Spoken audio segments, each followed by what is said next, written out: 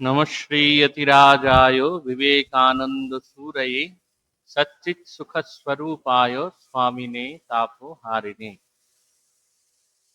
আমরা যুগাচার্য স্বামীজির চরণে প্রণাম জানাই। আমরা পাঠ করছিলাম স্বামীজির পত্রাবলী থেকে।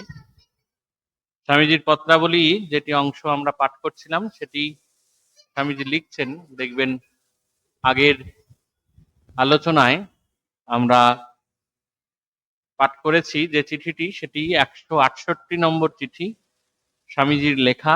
স্বামীজি লিখছেন মিস মেরি হেলকে। আপনারা দেখেছেন বা জানেন যে মিস মেরি হেল, স্বামীজি এই হেল পরিবারের কাছে অত্যন্ত কৃতজ্ঞ ছিলেন, যে কারণে এই মাদার মেরি, এই মেরি হেল তাদেরকে একেবারে ভগিনী সম, দুই ভগিনীকে স্বামীজি স্নেহ করতেন এবং মিস্টার হেল এবং মিসেস হেলকে তাদের কাছেও স্বামীজির কৃতজ্ঞতার শেষ নেই। ফাদার পোপ আর মাদার চার্চ নামে অভিহিত করতেন। এবং সেটি বলতে গিয়ে, এই চিঠিটি লিখতে গিয়ে মিসেস মেরি হেলকে জীবনের খুব কঠিন সত্যের কথা বলছেন।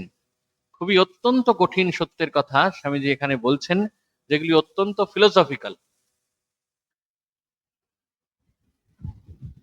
জীবনের দর্শন। আমাদের প্রতিদিনের জীবনে চলতে গিয়ে আমরা যে হোঁচট খাই, সেই হোঁচট খেতে গিয়ে আমাদের তখন শাস্ত্র বাক্যগুলো আমাদের কাছে ফুটে ওঠে এবং শাস্ত্র বাক্য আমাদের মনে নতুন করে শক্তি যোগায়। স্বামীজি ঠিক এইভাবেই এই চিঠিতে, আমরা গত চিঠির একটি অংশ পাঠ করেছিলাম, সেই চিঠিরই যে শেষ অংশটি যদি আমরা পাঠ করি তাহলে দেখব যে অত্যন্ত বাস্তববাদী স্বামী বিবেকানন্দ এই বাস্তবকে, আরো কঠিন বাস্তবকে ধরার চেষ্টা করছেন। আমরা শেষ করেছিলাম এটি, স্বামীজি বলছেন যৌবন ও সৌন্দর্য নশ্বর, অর্থাৎ নশ্বর মানে যা শেষ হয়ে যায়, যা ক্ষয়প্রাপ্ত হয়। বলছেন যৌবন ও সৌন্দর্য নশ্বর। আমরা প্রত্যেকেই এটি জানি বা বোঝার চেষ্টা করি, হয়তো প্রত্যেকেই জানি, কিন্তু কার্যক্ষেত্রে তার আমাদের কাছে সেটির খুব একটা পরিণাম থাকে না। স্বামীজি বলছেন যৌবন ও সৌন্দর্য নশ্বর, জীবন ও ধন সম্পত্তি নশ্বর। এই জীবন এবং ধন সম্পত্তি সেটিও নশ্বর। নাম যশ নশ্বর, নাম যশ ক্ষয় হয়ে যায়। এমনকি পর্বত চূর্ণ বিচূর্ণ হইয়া ধূলিকণায় পরিণত হয়। বন্ধুত্ব ও প্রেম ক্ষণস্থায়ী, একমাত্র সত্যই চিরস্থায়ী। একমাত্র সত্যই চিরস্থায়ী। খুব কঠিন কথা। সমস্ত এই সম্পর্কের কথা বলছেন, নাম যশের কথা বলছেন, ধন সম্পত্তির কথা বলছেন, জীবন যৌবনের কথা বলছেন, এমনকি পর্বত সমূহ পর্যন্ত স্বামীজি বলছেন সেগুলি সব ক্ষণস্থায়ী।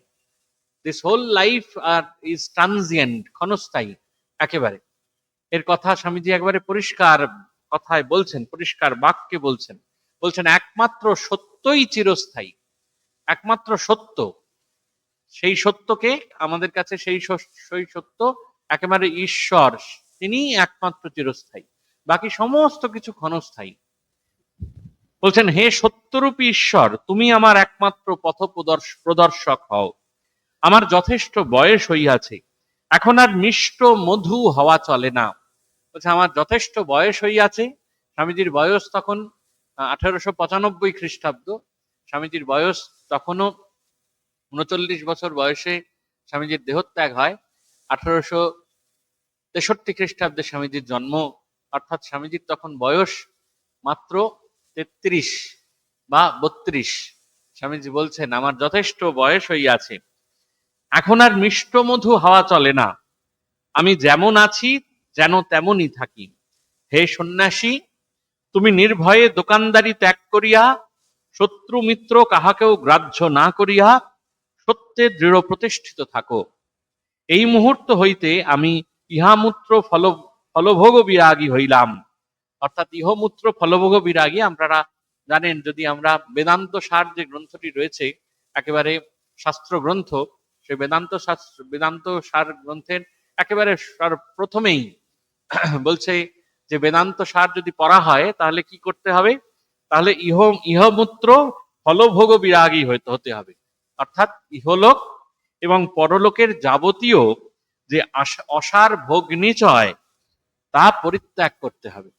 ইহলোকে এবং পরলোকে, আমরা পরলোকে গিয়েও আমরা স্বর্গে যাব, দেখবেন আমাদের সাধারণ বাসনা স্বর্গে যাব, এবং সাধারণ স্বর্গ সম্পর্কে আমাদের খুব অদ্ভুত অদ্ভুত ধারণা রয়েছে।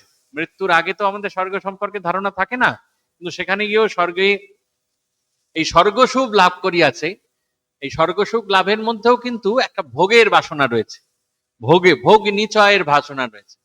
তো যিনি বেদান্তবাদী হবেন তিনি কেমন হবেন? এই ইহলোকে এই রূপ রস গন্ধ মাধুর্যে তিনি একেবারেই হত হবেন না, পরাহত হবেন না। আবার পরলোকেও, অর্থাৎ পরপারে যখন যেতে হবে, ওই পরলোকেও যে স্বর্গসুখ, সেই স্বর্গসুখের বাসনাও থাকবে না। তাই ইহলোক এবং পরলোকের যাবতীয় অসার ভোগ নিচয়কে পরিত্যাগ করো হে সন্ন্যাসী। হে সত্য, একমাত্র তুমি আমার পথ প্রদর্শক হও। আমার ধনের কামনা নাই, নাম যশের কামনা নাই, ভোগের কামনা নাই। ভগিনী, এ সকল আমার নিকট অতি তুচ্ছ। স্বামীজি এর মধ্য দিয়ে আমাদেরকে কিন্তু পথ নির্দেশ করছেন, আমাদেরকে বারবার বলে দিচ্ছেন, পরিষ্কার কঠিন বাক্যে এইগুলি বলে দিচ্ছেন, হে ভগিনী, এ সকল আমার নিকট অতি তুচ্ছ। আমি আমার ভাতৃগণকে সাহায্য করিতে চাহিয়াছিলাম। অর্থাৎ স্বামীজি যে 1893 খ্রিস্টাব্দে বক্তৃতা করলেন এবং সেখানে বক্তৃতা করে জগৎ বিখ্যাত হলেন, এবং তার পরবর্তী সময়ে আমরা দেখব আমেরিকার বিভিন্ন প্রদেশে স্বামীজিকে আহ্বান করা হচ্ছে, যেখানেই যাচ্ছেন সেখানেই কিছু সংখ্যক লোক খুব সহজেই স্বামীজির অনুগামী হয়ে যাচ্ছেন। এর ভেতরে ভেতরে কিন্তু স্বামীজির একটি বড় লক্ষ্য কিন্তু আমাদের এই স্বদেশের জন্য, এই ভারতবর্ষের জন্য, এই প্রাচ্যের জন্য ছিল। সে কারণেই স্বামীজি বলছেন, আমার ভাতৃগণকে সাহায্য করিতে চাহিয়াছিলাম। এই ভাতৃগণকে সাহায্য করার অভিপ্রায়ে কিন্তু স্বামীজির এই বিদেশ যাত্রা, শুধু নিজে বাইরে গিয়ে নাম যশের আকাঙ্ক্ষী হয়ে বিখ্যাত হয়ে উঠবেন তা কিন্তু স্বামীজির অভিপ্রায় নয়। কিরূপে সহজে অর্থ উপার্জন হয় সেই কৌশল আমার জানা নাই। সেই কৌশল আমার জানা নাই। কিভাবে অর্থ উপার্জন হয়? ব্যবসা করতে জাননি, কিরূপে সহজে অর্থ উপার্জন হয় সে কৌশল আমার জানা নাই। ঈশ্বরকে ধন্যবাদ। অর্থাৎ আমি ব্যবসায়িক বুদ্ধিতে বুদ্ধিমান হইনি, তাই ঈশ্বরকে ধন্যবাদ। স্বামীজি বলছেন, ঈশ্বরকে ধন্যবাদ। আমার হৃদয়স্থিত সত্যের বাণী না শুনিয়া আমি কেন বাহিরের লোকদের খেয়াল অনুসারে চলিতে যাইব? দেখবেন আমরা মাঝে মাঝেই বলি যে স্বামীজিকে স্বামীজির বাবা বলেছিলেন, ওই আয়নার সামনে গিয়ে দাঁড়াও। এই আয়নার সামনে গিয়ে দাঁড়ানোর অর্থ এই যে নিজের দেহে বা শরীরে কিরকম চাকচিক্য আছে, রূপলাবণ্য আছে, তা কিন্তু জানার জন্য নয়।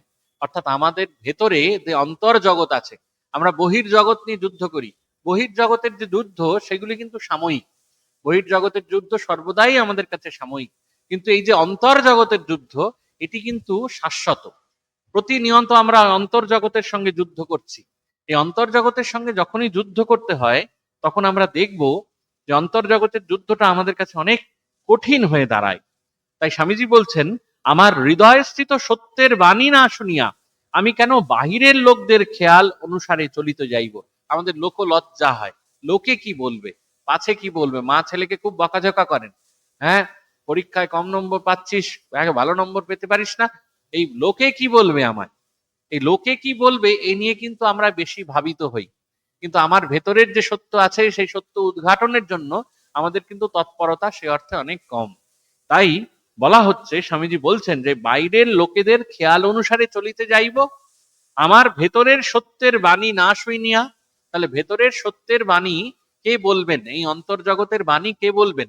এই অন্তর্জগতের বাণী তিনি বলবেন, ঈশ্বর বলবেন, তিনি প্রতিভাত হবেন। তাই বলছেন, ভগিনী, আমার মন এখনো দুর্বল। বাধ্য জগতের সাহায্য আসিলে সময়ে সময়ে অভ্যাস বশত উহা আঁকড়াইয়া ধরি, কিন্তু আমি ভীত নহি। ভয়ই সর্বাপেক্ষা গুরুতর পাপ, ইহাই আমার ধর্মের শিক্ষা। কি অভিনব কথা বলছেন! কি অসাধারণ একেবারে উক্তি! একেবারে একেবারে স্বামীজি কোনো জাল না রেখে, কোনো আবরণ না রেখে একেবারে কি সহজে তা একেবারে ব্যক্ত করছেন। বলছেন, আমার মন এখনো দুর্বল। বাহ্য জগতের সাহায্য আসিলে, বাহ্য জগতের সাহায্যে আমাদের নাম হয়, যশ হয়।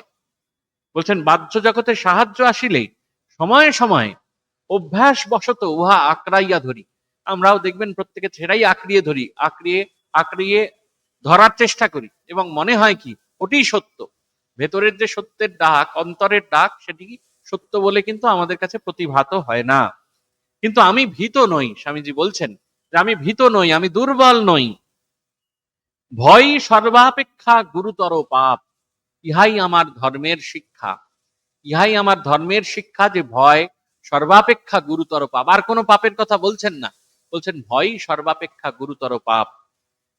প্রেসবিটেরিয়ান যাজক মহাশয়ের সহিত আমার বেশ বাকযুদ্ধ, এবং তৎপরে মিসেস বুলের সহিত যে দীর্ঘ তর্ক হয়, তাহা হইতে আমি স্পষ্ট বুঝিয়াছি মনু কেন সন্ন্যাসীগণকে উপদেশ দিয়াছেন। খুব সুন্দর কথা আমাদের জন্য, আপনাদের জন্য, প্রত্যেকের জন্য। মনু, আমরা মনুর কথা, মনুর যে বাক্য, সেটি আপ্তবাক্য হিসেবে আমরা স্বীকার করি। অত্যন্ত মনু কেন সন্ন্যাসীগণকে উপদেশ দিয়াছেন, বলছেন একাকী থাকিবে, একাকী বিচরণ করিবে, বন্ধুত্ব বা ভালোবাসা মাত্রই সীমাবদ্ধতা। বন্ধুত্বে, বিশেষত মেয়েদের বন্ধুত্বে চিরকালই দেহি তেহি ভাব।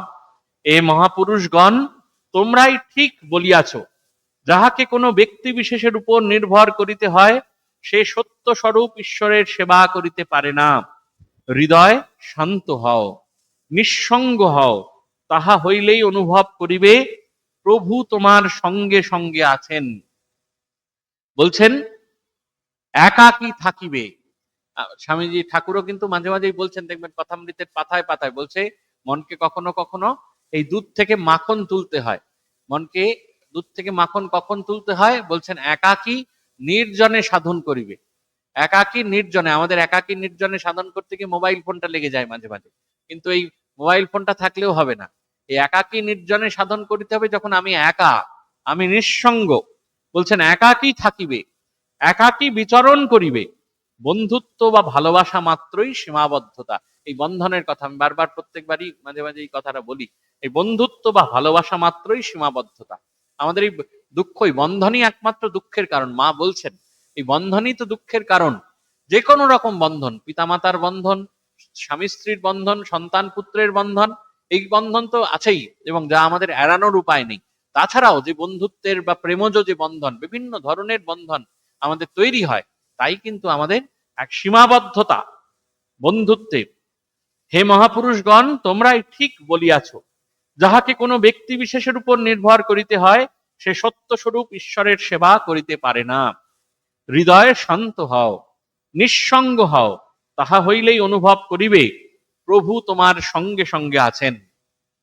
হৃদয় যখনই নিঃসঙ্গ হবে, তখনই বুঝতে পারবেন যে প্রভু হ্যাঁ সাথে আছেন, তিনি পথ দেখাচ্ছেন, তিনিই রক্ষা করছেন। যখন আমরা বৈভবে থাকি, ঐশ্বর্যে থাকি, বিলাসিতায় থাকি, খুব আয়াসে থাকি, তখন কিন্তু ঈশ্বরের কথা অত বুঝতে পারি না। ঈশ্বর কিভাবে পথ দেখাচ্ছেন তা আমরা অনুভব করতে পারি না।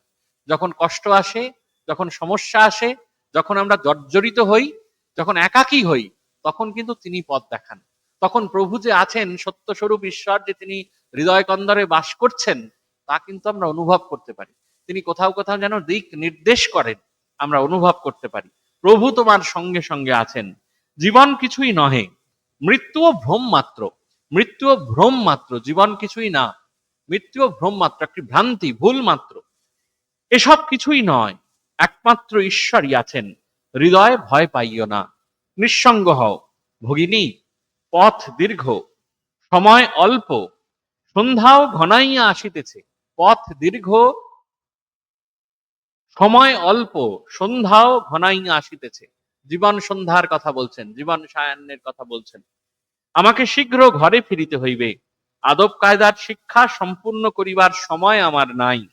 আমি যে বার্তা বহন করিয়া আনিয়াছি, তাহাই বলিয়া উঠিতে পারিতেছি না। তুমি সৎ স্বভাবা, পরম দয়াবতী। এই মিসেস হেলের যে মেয়ে ভগিনী, হ্যাঁ, তাকে সিস্টার হেল, তাদেরকে বলছেন যে তুমি সৎ স্বভাবা, পরম দয়াবতী। আমি তোমার জন্য সব করিব, কিন্তু রাগ করিও না। আমি তোমাদের সকলকে শিশুর মতো দেখি। আর স্বপ্ন দেখিও না হৃদয়, আর স্বপ্ন দেখিও না। এক কথায় জগৎকে আমার নূতন কিছু দিবার আছে। আবার স্বামীজি বলছেন যে কার্য এখনো শেষ হয়নি, এক কথায় জগৎকে নূতন কিছু দিবার আছে। মানুষের মন জোগানোর সময় আমার নাই, মানুষের মন জোগানোর সময় আমার নাই। ওই আগের দিন বলছিলাম এই কম্প্রোমাইজ করার সময়, কম্প্রোমাইজ করলেই মন জোগানোর জায়গা থাকে, মানুষের মন জোগানোর সময় আমার নাই। উহা করিতে গেলেই আমি ভণ্ড হইয়া পড়িব, বরং সহস্রবার মৃত্যুবরণ করিব। তবুও মেরুদণ্ডহীন জেলি মাছের মতো জীবনযাপন করিয়া নির্বোধ মানুষের চাহিদা মিটাইতে পারিব না। বলছেন মেরুদণ্ডহীন জেলি মাছের যেমন দাঁড়াতে পারে না, শক্ত হয় না পিঠ, মেরুদণ্ডহীন জেলি মাছের মতো জীবনযাপন করিয়া নির্বোধ মানুষের চাহিদা মিটাইতে পারিব না। তা আমার স্বদেশেই হোক আর বিদেশেই হোক। তুমি যদি মিসেস বুলের মতো ভাবিয়া থাকো আমার কোনো বিশেষ কার্য আছে, তাহা হইলে ভুল বুঝিয়াছ, সম্পূর্ণ ভুল বুঝিয়াছ। এই জগতে বা অন্য কোনো জগতে আমার কোনোই কার্য নাই, আমার কোনোই কার্য নাই। ঠিক ঠিক ভাবে ওই ঠাকুর বলছেন না, কথামৃতে আছে যে মা যখন স্ত্রী যখন 10 মাসের পোয়াতি হয়, 7 মাসের পোয়াতি হয়, তখন শাশুড়ি আপনি কাজ কমিয়ে দেন।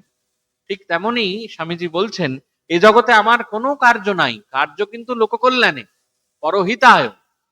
আমার কিছু বলিবার আছে, উহা আমি নিজের ভাবে বলিব, হিন্দু ভাবে নয়, খ্রিস্টান ভাবে নয়, অন্য কোনো ভাবেও নয়। আমি উহাদিগকে শুধু নিজের ভাবে রূপ দিব, এই মাত্র। যুক্তি আমার একমাত্র ধর্ম, আর যাহা কিছু উহাকে বাধা দিতে চায় তাহা আমি পরিহার করিয়া চলিব, তাহার সহিত সংগ্রাম করিয়াই হোক বা তাহা হইতে পলায়ন করিয়াই হোক। কি আমি বাজক কুলের মনতুষ্টি করিতে চেষ্টা করিব। ভগিনী, আমার এ কথা ভুল বুঝিয়া তুমি ক্ষুণ্ণ হইও না। তোমরা শিশু মাত্র, আর শিশুদের অপরের অধীনে থাকিয়া শিক্ষা করাই কর্তব্য। তোমরা এখনো সেই উৎসের আস্বাদ পাও নাই, যাহা যুক্তিকে অযুক্তিকে পরিণত করে, মর্তকে অমর করে, এই জগৎকে শূন্যে পর্যবসিত করে এবং মানুষকে দেবতা করিয়া তোলে। শক্তি থাকে তো লোকে যাহা করে, লোকে যাহাকে এই জগৎ নামে অভিহিত করে, সেই মূর্খতার জাল হইতে বাহির হইয়া আসিও। দেখুন ছত্রে ছত্রে বেদান্তের কথা বলছেন। যদি আমরা উপনিষদে পাচ্ছি যে এই জগৎ মিথ্যা, ব্রহ্ম সত্য, জগৎ মিথ্যা, এ কথা বলা খুব সোজা, কিন্তু করা এবং অনুভব করা, এটি প্র্যাকটিস করা জীবনে কিন্তু খুব কঠিন। যে এই ব্রহ্ম সত্য জগৎ মিথ্যার কথা স্বামীজি বারবার ছত্রে ছত্রে বলছেন শক্তি থাকে তো লোকে যাহাকে এই জগৎ নামে অভিহিত করে, সেই মূর্খতার জাল হইতে বাহির হইয়া আসিও। ঠাকুর কথামৃতের পাতাতেও খুব সুন্দর বলছেন তাহলে আমরা বুঝতে পারি না কেন এই জগৎকে আমাদের সত্য নিত্য বলে বোধ হয় কেন? এই জগৎ তো সত্য। আপনি সাধারণ মানুষকে, যাদের উপনিষদ সম্পর্কে সামান্যতম জ্ঞান হয়েছে, তাদের এই ধারণাটা অন্তত মস্তিষ্কে পর্যবসিত হয় যে না, জগৎ জগৎ বলে সত্যই কিছু নেই। তাহলে আমরা কি দেখি? দর্শন বলে যে আমরা যা জগৎকে দেখছি, এই জগৎ একমাত্র মায়া, আবরণ মাত্র। তাহলে আমরা দেখতে পাচ্ছি না কেন? এই সূর্যালোক দেখতে পাচ্ছি না কেন? সূর্যালোক সরাসরি এখানে এসে পর্যবসিত হচ্ছে, তার কোথাও ঢেকে দিচ্ছে। আমরা যদি একটি কাচের মধ্য দিয়ে দেখি তাহলে এই সূর্যালোক ঢেকে যায়, কিন্তু ওই আবরণটা কালিমালিপ্ত হয়ে থাকে। ওই আবরণটা কালিমালিপ্ত হয়ে থাকেই বলে একেবারে ডাইরেক্ট ভাবে, খুব পরিষ্কার ভাবে আমরা কিন্তু সূর্যালোক অবলোকন করতে পারি না। কেন সূর্যালোক অবলোকন করতে পারি না? কারণ এই মায়া আমাদেরকে সেটিকে ঢেকে রেখেছে। এবং মায়া যেহেতু এই জগৎকে ঢেকে রাখে, তার জন্য এই ধন, জীবন, যৌবন, সম্পদ, নাম, যশ, এই সমস্ত কিছুকেই আমাদের সত্য বলে মনে হয়, সম্পর্ক, বন্ধন সত্য বলে মনে হয়। আমরা এটিকে অসত্য কখনোই ভাবতে পারি না। এটি মায়াতে আমরা আবদ্ধ হয়ে আছি, এটি আমরা কখনোই চিন্তা পর্যন্ত করতে পারি না। চিন্তা করলেই আমাদের ভেতরে খুব কষ্ট হয়, কঠিন বলে মনে হয় জগৎকে। তাহলে স্বামীজি একবার খুব কঠিন করে বললেন, শক্তি থাকে তো লোকে যাহাকে এই জগৎ নামে অভিহিত করে, সেই মূর্খতার জাল হইতে বাহির হইয়া আসো। এই জগৎ বলিয়া যে অভিহিত করিয়াছে সে মূর্খ, সেই জাল হতে বাহির হইয়া আসো। তখন আমি তোমায় প্রকৃত সাহসী ও মুক্ত বলিব। যাহারা এই আভিজাত্য রূপ মিথ্যা ঈশ্বরকে চূর্ণ বিচূর্ণ করিয়া তাহার চরম কপটতাকে পদদলিত করতে সাহস করে, তাহাদিগকে যদি তুমি উৎসাহ দিতে না পারো, তবে চুপ করিয়া থাকো। কিন্তু আপোষ ও মনস্তুষ্টি করা রূপ মিথ্যা মূর্খতা দ্বারা তাহাদিগকে পুনরায় পঙ্কে টানিয়া আনিবার চেষ্টা করিও না। একেবারে কড়া ভাবে বললেন, সেটিকে আবার পঙ্কে টানিয়া আনার চেষ্টা করো না। আমি এই জগৎকে ঘৃণা করি, এই স্বপ্নকে, এই উৎকট দুঃস্বপ্নকে, তাহার গির্জা ও প্রবঞ্চনা সমূহকে, তাহার শাস্ত্র বদমাশিগুলোকে, তাহার সুন্দর মুখ ও কপট হৃদয়কে, তাহার ধর্মধ্বজিতার আস্ফালন ও অন্তঃসার শূন্যতাকে, সর্বোপরি ধর্মের নামে তাহার দোকানদারিকে আমি ঘৃণা করি। এটি বলতে বলতে স্বামীজির কিন্তু এই কপটতা, যাদের কপটতা বলছেন, যে ধর্মযাজকদের কপটতার কথা বলছেন। তৎকালীন সময়ে যখন এই পাশ্চাত্যে গেছেন, পাশ্চাত্যে গিয়ে দেখেছেন বিভিন্ন ধর্মযাজকদের সঙ্গে স্বামীজি যখন কথোপকথন হয়েছে, তখন দেখেছে যে এই ধর্মযাজকরা এই ধর্মের নামে যখন ধর্মকে যখন দোকানদারিতে পরিণত করেছেন, স্বামীজি এই কপটতাকে ঘৃণা করছেন, একেবারে পায়ে দলিয়ে দিচ্ছেন, বলছেন এই ধর্মধ্বজিতার আস্ফালন অন্তঃসার শূন্যতাকে, সর্বোপরি ধর্মের নামে তাহার দোকানদারিকে আমি ঘৃণা করি। কি সংসারের কৃতদাসেরা কি বলিতেছে, তাহা দ্বারা আমার হৃদয়ের বিচার করিবে? ছি ভগিনী, তুমি সন্ন্যাসীকে চেনো না। বেদ বলেন সন্ন্যাসী বেদ ও শীর্ষ, কারণ তিনি গির্জা, ধর্মমত, ঋষি, শাস্ত্র প্রভৃতি ব্যাপারের ধার ধারেন না। মিশনারি হোক বা অপর কেহই হোক, তাহারা যথাসাধ্য চিৎকার ও আক্রমণ করুক, আমি তাহাদিগকে গ্রাহ্য করি না। আমরা তাহাদিগকে গ্রাহ্য করি না। বিভিন্ন পদে পদে দেখেছেন স্বামীজি, পদে পদে বারবার দেখেছেন যে এই সন্ন্যাসী তিনি বেদশীর্ষ, তিনি বেদমার্গী, বেদান্ত মার্গী, বেদান্ত যা পথ নির্দেশ করে তাই পথ দেখান। গির্জা, ধর্মমত, ঋষি, শাস্ত্র প্রভৃতি ব্যাপারের ধার ধারেন না। একেবারে এর অতীত, এর পারে যেতে হবে।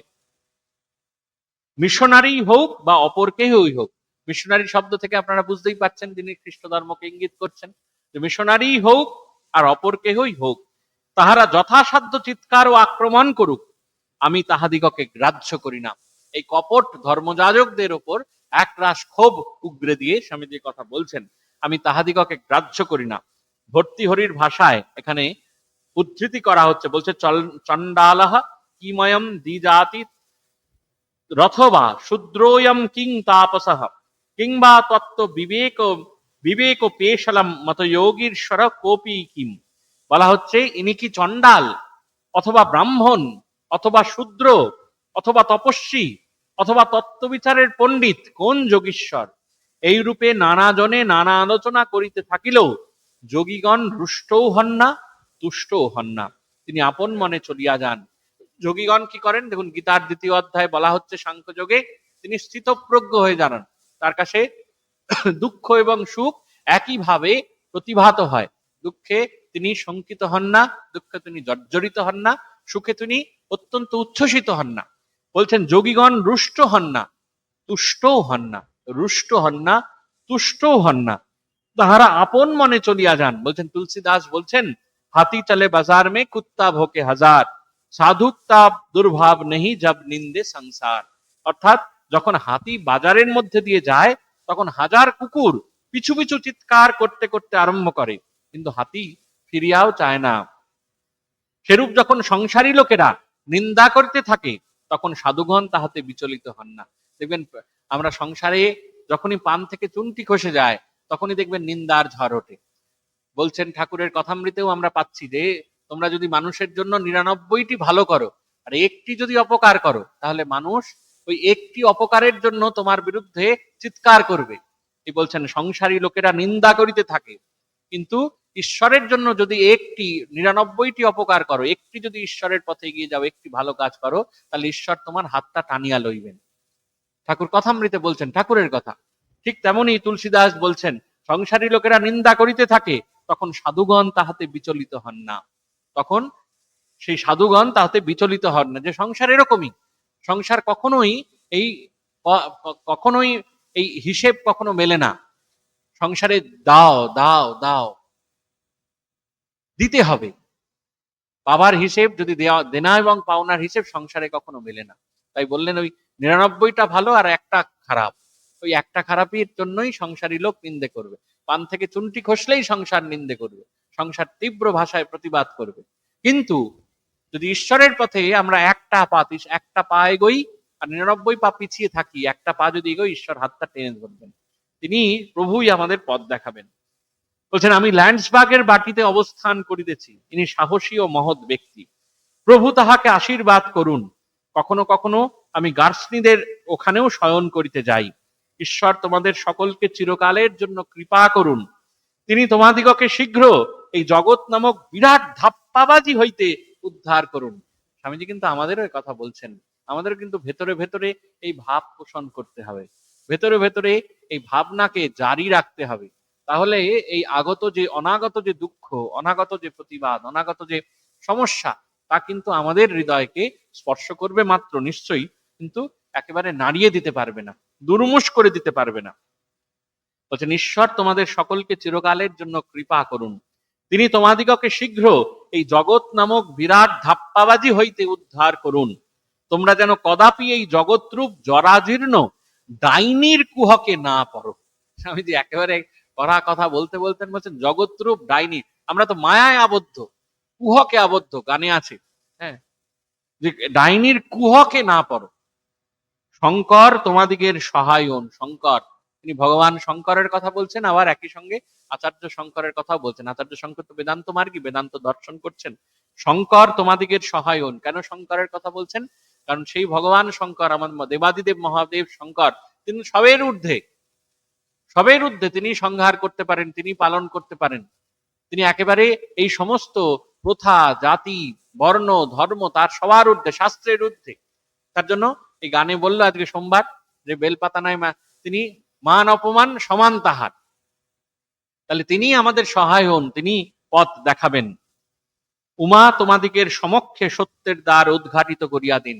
এই উমা অর্থাৎ তিনি জগৎ পালনকারিণী, জগৎ জননী, তিনি এই সত্যের দ্বার উদ্ঘাটিত করিয়া দিন। মানে সত্যের দ্বার মানে সূর্যালোক যাতে সরাসরি ওই কাঁচে এসে একেবারে পতিত হয়, যাতে এই জগৎকে আমরা সহজে দেখতে পাই। সূর্যালোক যদি সরাসরি পতিত হয়, তাহলে আমরা কি সরাসরি সূর্যালোককে অনুভব করতে পারি, চকচক করবে। তাই কিন্তু আমরা দেখতে পাই না, কেন? কারণ এই একেবারে মায়ার আবরণ, যেন কালিমার আবরণ, সেটিকে ঢেকে রেখেছে। বলছেন সমক্ষে সত্যের দ্বার উদ্ঘাটিত করিয়া দিন এবং তোমাদের সকল মোহ অপসারিত করুন। স্বামীজির অমোঘ প্রার্থনা। স্বামীজি বলছেন শঙ্কর তোমাদিগের সহায় হন, দেবাদিদেব শঙ্কর এই তোমাদিগের সহায় হন। উমা তোমাদিগের সমক্ষে সত্যের দ্বার উদ্ঘাটিত করিয়া দিন এবং তোমাদের সকল মোহ অপসারিত করুন। স্নেহ আশীর্বাদ সহ তোমাদের বিবেকানন্দ। স্বামীজির এই চিঠিটা এখানেই শেষ হচ্ছে। আমরা স্বামীজিকে প্রণাম জানিয়ে শেষ করি। ওম শান্তি শান্তি শান্তি। হরি ওম তৎসৎ। শ্রীরামকৃষ্ণার্পণমস্তু।